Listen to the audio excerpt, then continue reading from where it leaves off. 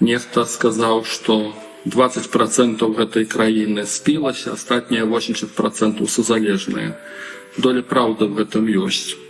Ось, і асабіста я як святар, як душпастар, хто з людзьмі сустракаецца, я частенька гэтую тэму бачу. І жанчыны, канешне, у большасці бачу, насколькі эта тэма важная.